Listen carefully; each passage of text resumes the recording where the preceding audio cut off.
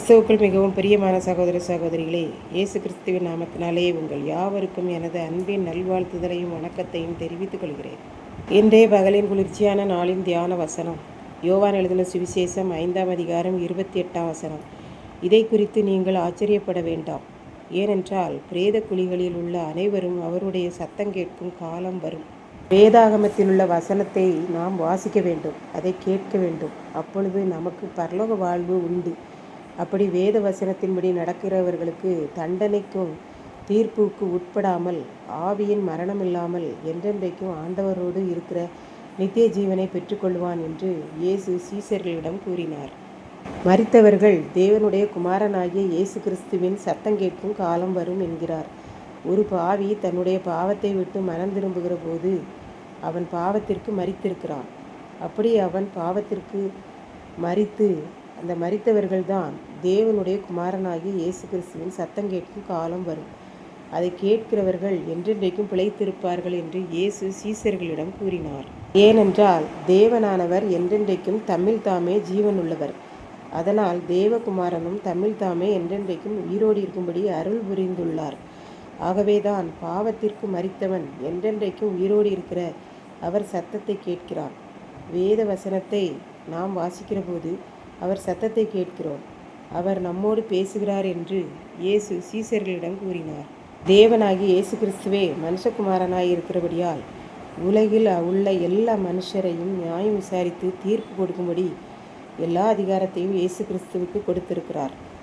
ஆகையால் நாம் குமாரனை ஏற்றுக்கொண்டால் பிதாவையும் ஏற்றுக்கொள்கிறோம். இயேசு 2ஆம் முறை நியாயாதிபதியாக வரும்போது மரித்து பிரேத குழியில் இருக்கிற அனைவரும் கூட அவர் சத்தத்தை கேட்போம். இதை குறித்து நீங்கள் ஆச்சரியப்பட வேண்டாம் என்று இயேசு சீசர்களிடம் கூறினார். 2ஆம் வருகையின் போது மனிதர்கள் நன்மை செய்திருந்தால் தாமாகவே எழுந்து நித்திய ஜீவனை அடைவதற்கு போய்விடுவார்கள். தீமை செய்தவர்கள் தண்டனையாகிய நரகத்தை அடையும்படி எழுந்திருந்து தாமாகவே சென்று விடுவார்கள். ஆகவே மனிதன் சரீரத்தில் இருக்கும்போது தேவ வசனத்தை கேட்டு அதன்படி செய்து நன்மை செய்கிறவர்களாக காணப்பட வேண்டும்.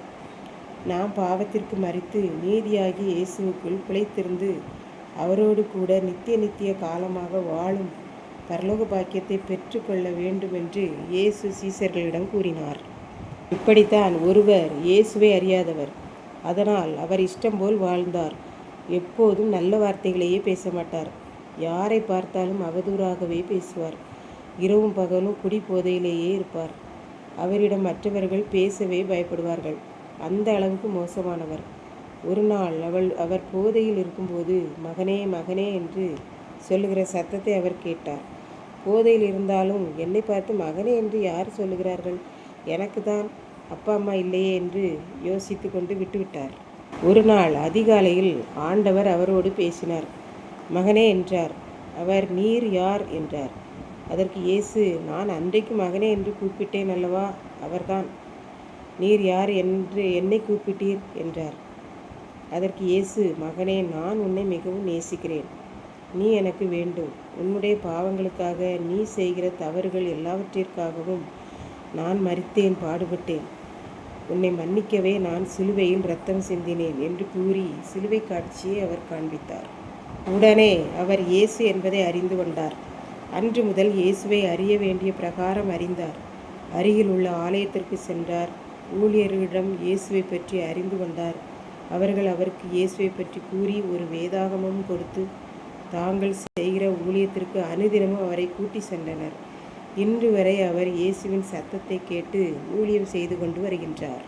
இதை கேட்டுக்கொண்டிருக்கும் எனக்கன்பானவர்களே, இன்றைக்கு நாம் அவர் சத்தம் கேட்கிறோமா, அவர் வார்த்தையின்படி நடக்கிறோமா என்பதை சிந்தித்து பார்ப்போம். இதைத்தான் நம் ஆண்டவர் சொல்லுகிறார். பாவத்திற்கு மரித்து போனவர்கள் அவர் சத்தத்தை கேட்கும் காலம் வரும் என்று.